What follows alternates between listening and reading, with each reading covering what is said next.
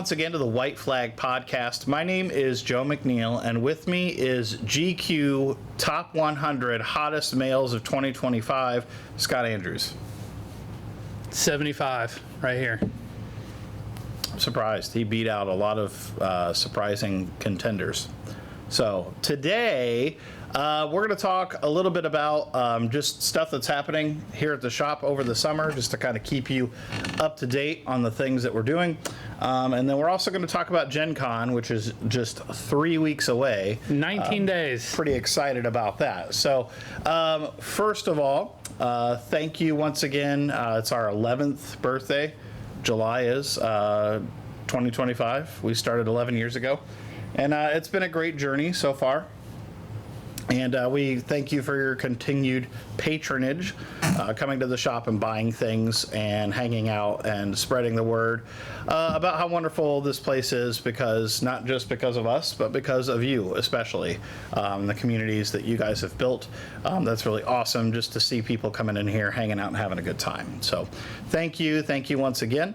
And let's kick it off with just some of the events that are coming up. We've got a Lorcana set championship for the return of Jafar. Yep, it's going to be July 26th at 2 p.m. The Play Hub will be up by the time you're seeing this, so you can get on there and get signed up. It will be $10 entry fee. We'll have all the goodies from the organized play kit to give out. So that'll be exciting. Yep. Very good. Very good. We don't have any HeroScape plans as of yet. There is a bunch of new content that is set to drop here in the next week or so. And we did an OP kit for the June, July. So the next one will probably be in August. But it looks like Renegade isn't really slowing down at all with the HeroScape stuff. So that's pretty cool. Yep. We are looking into getting the organized play stuff done for Overpower, the card game, which we posted earlier this week. We have we have a limited amount of pint glasses that have Negan on it from Walking Dead. Any purchase of $15 or more of Overpower stuff gets you a free pint glass. So come buy a starter, some packs or whatever. It's a pretty fun game. I'd be happy to teach you how to play it. But we're looking at doing organized play for that coming soon. For that. I think what we're going to do for Drengar Knights is probably wait until right after Gen Con. You guys can go to Gen Con and go crazy. And then after that, we'll have the Drengar Knights set up for everybody to come in and try out. Yep. And we'll have something posted somewhere to where we'll have like the current, like the top leaderboards and stuff. Leaders. We're still getting training, which is awesome. The company's putting that out for us to help us. Yeah. So their next training is supposed to be about how to access the leaderboards and link to them and help you guys use the app while you're playing the game. We did a test play last week just to kind of try it out. It's so much fun. We barely made it to the first door. Yeah. And we almost had 2 people die. Super fun though. We just had a few questions after that playthrough about utilizing the app. So we want to get all that answered so it's smooth for you guys. You can just come in and have fun. Yeah. It has an amazing table presence for sure. So on top of that, we also have a company called Worn Wanderers, and it's a game where you actually get lapel pins. A lot of people like to collect the pins, the enamel pins, and they made a game out of it basically. So you have like 4 characters and you're kind of walking around and you battle people. This can be done like while you're waiting in line at Gen Con or things like that. But one of the representatives lives next town over in Plainfield. So we're pretty excited. He came in and chatted with me for a little bit. We've talked to him at a couple different shows, and we're looking to get some of that stuff going, which there's fun pin trading with that. It's a very easy to use system with the battling and everything. Yeah, the booster packs for it are really cool. You get a new pin, and then you get some cards to add to your guys. You can customize your characters with like how much loot you put where, so they don't know who they should be attacking because you gotta get so much loot to win. Right. Really cool. The pins are gorgeous. The art on the cards is great. And they have like some of the rarity is like different color treatments to the pins. So you have there's like a black cold foil kind of one that looks really cool, or like a gold one. So those are pretty cool. We're hoping to have him in sometime in the next few weeks for the podcast, just talking about it and giving it more of a thorough discussion for that. But other than that, we're just kind of rolling through summer. It's been great so far. We're excited for Gencon, so we are going to segue to that. We've got a lot of things that we're looking forward to. We still get this question 11 years in. No, we don't have a booth at Gencon. Gencon's not really set up for smaller retailers like us. It's for publishers of games or makers, and we're a little bit in that space, but not enough to have a booth at Gencon. So we go, and me and Joe's mission there is to reconnect with some friends in the industry that we see at these different shows, as well as see the games that are coming out so we know what you guys are going to want. Yeah. The exciting stuff that people are going to be pumped about that they're going to come looking for in the shop. So what we usually end up doing, we play a lot of games. We check out a lot of the new stuff coming in. We usually take a bunch of pictures of games so we remember after the fact. And then we spend way too much money on board games, as you can kind of see. Yeah, that's the thing. And it's very expensive to have a booth. So if you're on the fence about supporting someone at Gen Con, you totally should. Help them make their booth rent back, help it make it worth their while. This is a wonderful industry. Everyone that we've ever met, for the most part, is very friendly, very accommodating. Yeah, very and if you don't know, if you haven't traveled that way, if you go to the tunnel between the convention center and Lucas Oil, they set up a local market for local makers. Entrepreneur Alley, I think is what they call it. I can't remember the official Entrepreneur Alley is the one at the end of the exhibit hall. This is like, I forget what they call it, but basically if you go down the escalators, you go down the tunnel, you go down the escalators, the underground tunnel going over to Lucas Oil, they have all these booths for these local small businesses. Our friend Kat and her dad are always there with their booth. They have an amazing setup when you go there. Dice towers, dice trays, all the stuff that you want. There's dice makers. There was a booth that had like crazy 3D printed products. There was a couple artists in there, but these are all more local people that get access to be there. Yeah. And I just wanted to point it out because a lot of people don't make the trek over to Lucas Oil unless they have to. We like to go over there at least once during the year and just check it out and see what's going on. Yeah, go out on the field and take a picture. But if you're looking to support some people that are more local, smaller crafters, make the trip over there. It is awesome. For sure. Before we switch total gears, I did forget. We've also got. We've had some requests for another Blood on the Clock Tower, so we should probably have one of those again soon if you're interested in that.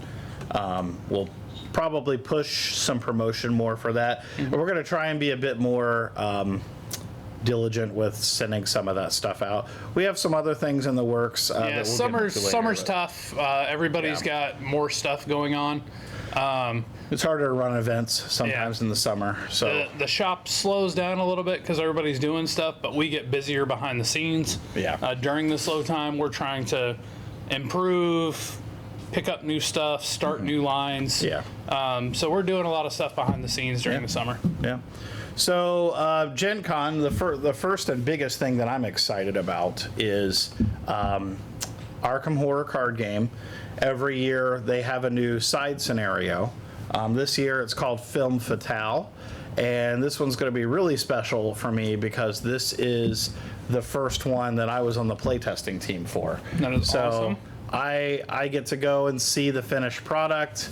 First look at it. Those that are at Gen Con, they've got some really killer promos for it. It's a movie theater set in the 1920s, so the promos look like old movie posters from that area, and it looks really cool. So I'm excited to play that because I've been doing the play testing with them now for about a year, and it's funny how that stuff kind of is that far in advance to come out for those things. So we can't talk about what he's playtesting now, but it's amazing. yeah, there's some fun stuff from the Arkham world that's coming soon. So just keep an eye out for that. But that by far is the thing I'm the most excited about this year. So I went through the BGG preview. If you guys don't know Board Game Geek, they do a preview before all the big shows. There's a Gencon preview. You can scroll through it. You can see games that publishers are bringing and demoing. You can even, if you have an account with BGG, you can say, I'm interested, I'm not interested, it's a must-have, and then you can go back and pull that list up later. So one I wanted to pull up here that kind of goes with what Joe's saying, there's a company called Crowd Games, and they're demoing these two, Arkham Travel Guide and the Innsmouth Travel Guide. On my list too. Looks amazing. The artwork is gorgeous, and that's one thing that's so great about the whole Cthulhu mythos universe being in public domain is it's not any person's one thing. Yes, you know, Fantasy Flight has been doing it for years and their games are great. I have the Cthulhu Death May Die stuff, also great, totally different art. And then these other companies come up with these smaller games. You get more new amazing Cthulhu art. You get more stories and games in that universe that you love. I believe it said in here that these are demo only, but me and Joe will definitely be at their booth checking those out. I've already got them on pre-order for the shop because they were in one of the Game Trade magazines, and I was like, oh my gosh, that looks awesome. But you know, we're always down for an H.P. Lovecraft game. And while we're on that, Pandasaurus is coming out with some 365 adventures. They're basically calendar games that you play throughout the year, and one of theirs is Cthulhu 1926. So they've also got a dungeon crawling one. Yeah. Well, I just thought I'd throw that in there while we're talking about Cthulhu adjacent stuff. Yeah. Joe, what's the next thing that you're kind of excited Well, that 365 thing is a little bit like some of the Advent calendar escape rooms that you may have seen from like the Exit Games or whatever. But this one, you're playing through an entire year, which I think is great. I keep getting Facebook ads because they know me apparently. You know how they read your mind and then try and sell you stuff based on what they see in there. But there's one that I've been waiting for like over a year. And that's from a company called Envyborn Games. They have a solo game called The 12 Labors of Hercules. And this game is gorgeous. We've seen the production copy at trade shows. It's kind of like a push your luck sort of dice placement kind of thing, dice rolling placement. But you're Hercules and you're trying to complete the 12 labors. So it's a gauntlet of different challenges. And if you think of like Calliope games, some of the art they have where it's this like neo-Victorian kind of deal, the 12 Labors is like that. It's so gorgeous. Yeah, we saw it at Gamma, and I mean, we had to stop. I want a copy of that for sure. One that I saw that interested me that I hadn't heard of before, DeVere Games is coming out with Ace of Spades. It's a Western game of like gun duels and stuff, but you settle everything with poker hands. So I thought that was really cool. I love poker. I love Wild West stuff. I've got Western Legends. It's a favorite of mine. Anytime you can bring poker into the mix, I'm on board. There's a game that I was looking at from Hobby World, which I haven't really heard from Hobby World. They made Sheriff of Nottingham in tandem with Arcane Wonders, but I haven't really heard from them in a long time. But they have one called Paradox Island. It's got this crazy cover of a velociraptor dressed as like an Englishman on the coast where the Leaning Tower of Pisa and the Eiffel Tower are behind him. And so it looks like it says Paradox Island, connect the dots you cannot see. Choose a side, make the impossible possible. Play as the omnipotence paradox and turn the island into a perfect trap. Command the forces of nature, crush your opponents, prove your absolute power, or escape the island by embodying the grandfather paradox, the Schrodinger's paradox, or another paradox of your choosing. So this looks like a very thinky game. It's got like the hexagonal tiles, kind of looks a little bit like Cryptid in that sense, but that one caught my eye, and I'll be looking forward to that one. So if you guys have ever seen or played Distilled, it is a fabulous game from Paverson Games. It's all about you running a distillery and trying to distill different spirits Start out, you can only make moonshine and vodka. Then you have to like buy barrels and ingredients to make like whiskey or rum. Very fun game. They kickstarted a game a while back called Luthier. If you don't know, a luthier is someone that fixes like violins and guitars, stringed instruments. The more you know. It has reviewed super well. It's an 8.2 currently on BGG. They're going to have it available to buy at Gencon. I'm hoping they do what they did with Distilled. I actually picked up my Distilled last year at Gencon because literally you could walk up, they hand you a bag. It was everything available for Distilled, all in a bag, ready to go for a very, very reasonable price. Playmats, mini expansions, promos. I got a shot glass. It was really cool. I'm hoping they're going to do the same thing with Luthier this year. I will be at their booth to check that out. Yeah, that sounds cool. There's a ton of expansion stuff coming out that I'm going to go out and look for. Sea Salt Paper has like a little mini expansion, so I won't talk too much about that if you're familiar with that game. Keymaster Harvest, which I think is a fantastic game. Anthropomorphic animals, and it looks almost like children's book art, but it's really cool, really solid gameplay. They have an expansion out called Fall Festival. Forest Shuffle has their Dartmoor expansion coming out. And then last but not least, check out Van Ryder Games. They have all of the stuff for Dark Quarter, which just came out in tandem with Lucky Duck. But the Final Girl series, which is a solo horror survival game, they've got a bunch new content, some promos and stuff. So definitely go by their booth, buy some stuff, and tell Byron I said hello. One that I saw that looked really interesting to me is Shackleton Base, Journey to the Moon. It is a worker placement where you're taking a space agency to kind of set up a base on the moon. I love a good worker placement. It feels like to me lately, worker placements have been too much where it's like, hey, it's worker placement and set collection and drafting and extra nonsense. Tile laying and these other 30 tracks. I check out.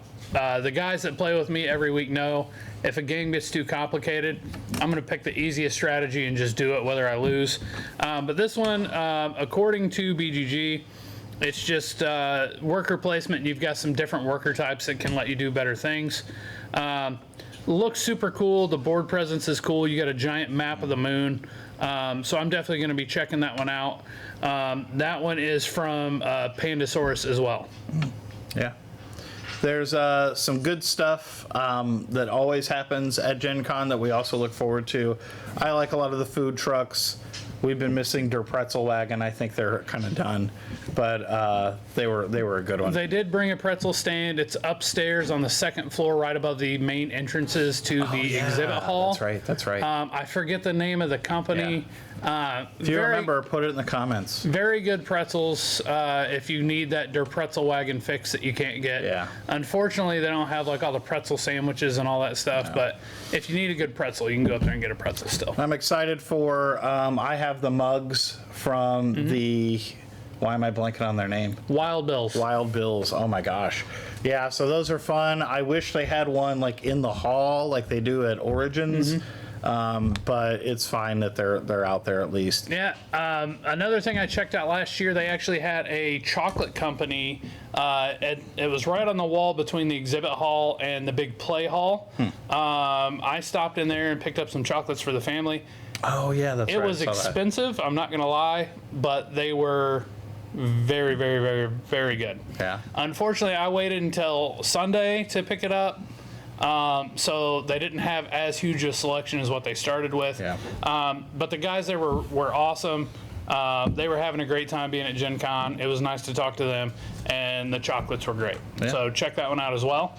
Also, I've seen a lot of people saying this is going to be the first year they're at Gen Con. Don't be afraid to venture out into Indy. Me and Joe are from here. We've lived here all our lives. Yeah.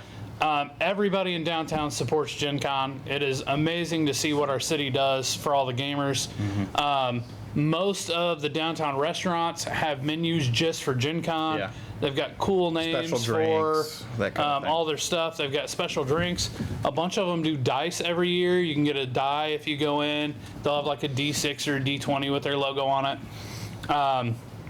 And, also Gencon brings a lot of those people in. You can get an amazing Harry and Izzy's. If you haven't had Harry and Izzy's, you are missing out. But they're doing a big old burger over with the rest of the food trucks and stuff this year. A lot of local stuff is there, so don't be afraid to venture out to those restaurants. There can be some long waits, but it's definitely worth your while. Yeah. Bring some snacks in case you get peckish. I bring a towel. Or if you get hangry.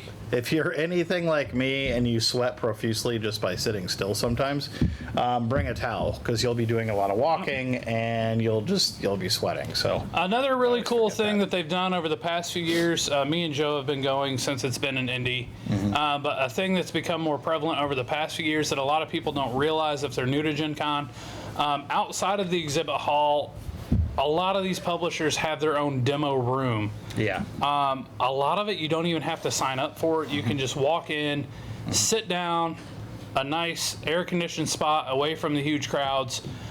When you see those rooms and they got the big banners on the door, poke your head in.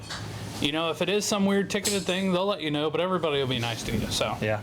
There's a lot of fun events. Stuff sells out, but you can still check it out, like he was saying.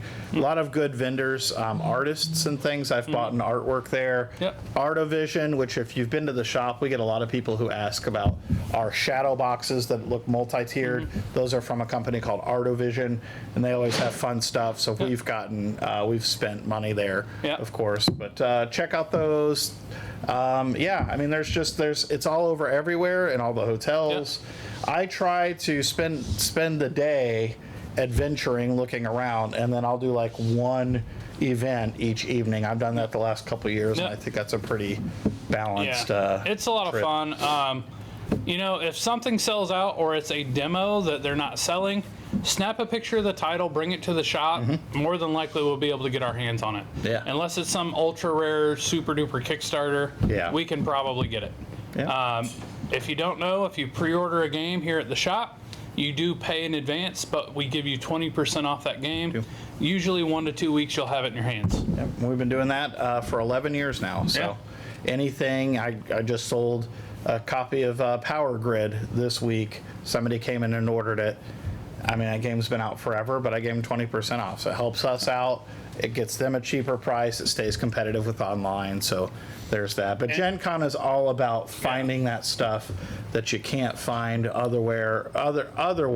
Yeah. And seeing new stuff that you may just weren't aware existed. Yeah. And hey, if there's some new gaming system that's coming out or some company that's going to be doing organized play, talk to us about it. We may not have got to look at it or see it, but if enough people are coming in saying, hey, this looks awesome, we want to do this, if we've got a community to support it and we can find somebody to run it for us, we do not mind carrying it in the shop. Yeah. Yep. We'll at least give it a try. Yep, we're happy to host any game line, anything that gets, as we used to say, butts and seats. We just want people in here playing and having a good time and building that community. So we're excited. We'll probably do a Gen Con episode here in a few weeks. It might be a Facebook Live. Yeah, something like that, and then I know we've got some friends that are coming for their first and or second time, and we'll probably have them on the show to talk about their experience with it. But Gen Con is a huge deal for Indy. We're happy that it's here. It's nice that we don't have to book a hotel room. Yeah. We live 15 minutes away, so it's cool. There's been definite years where I'm like, man, I should book a hotel room just so I can take a nap in the middle of the day. Yeah, and having to do multiple car dumps a day, especially like on the first day. I always find the stupidest, biggest, heaviest game, and I buy it 10 minutes after the exhibit hall opens. Yep. And then I have to track down Joe to get his car keys and then walk all the way back to the car. Yep. Because I'm a bad person. No, it's okay. It's okay. I forgive you. It's all good. And then I bring it back here and he gets mad at me that it won't fit in our shelves. That's more of a problem. Yeah, like all this stuff sitting up. Yeah. But anyway. So, well, we hope you're excited. We hope that you're going to go. If there's something that you want promotional-wise and you're not going to Gen Con, let us know also. We'll try and hook you up and get that. So if you're new, if this is going to be your first year and you have questions, please leave them in the comments. Reach out to me or Joe. Yeah. Joe at White Flag Games, Scott at White Flag Games. More than likely we can give you an answer because we've been doing this for quite a while now. Yeah, absolutely. So we look forward to seeing you in the shop at some of these events that we talked about at first, and bumping into Gencon. So have a good rest of your day. Bye.